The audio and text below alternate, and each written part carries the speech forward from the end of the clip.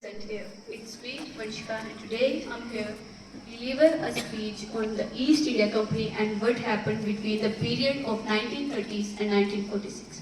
East India Company was a trading company. East India Company signed a charter from the Queen Elizabeth I that only this company will go from the Britain to India to trade. So as they came here, they started trading here and with trading they started ruling here also. And this was the major downfall or turn off of the Indian history. European traders had established outposts in the Indian subcontinent by the late 17th century.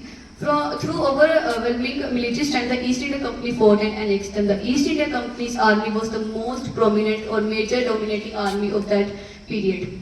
The Government of India Act 1858 led the British to assume direct control of India. It means that they control the whole India.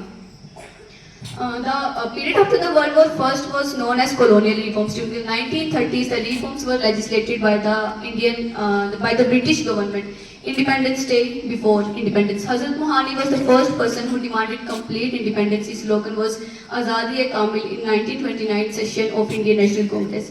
In the session, Purna Swaraj Declaration or Declaration of Complete Independence took place and 26th January was declared as the Independence Day between 1930s and 1946.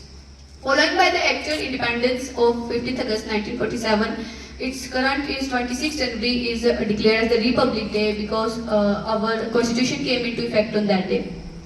India's independence is not just about the past, it's also a time to reflect to the present and visualize our future. In the face of challenges, we draw inspiration from the unbeatable spirit of our people. When the country's flag, when the Tiranga was first time hoisted on the Red Fort, everyone who was present there had a tearful eyes.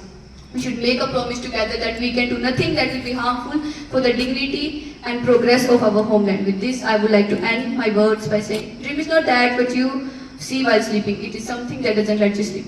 Never say no, never say I can't. For you, you are infinite. You have all the powers within you. You can do anything. Thank you.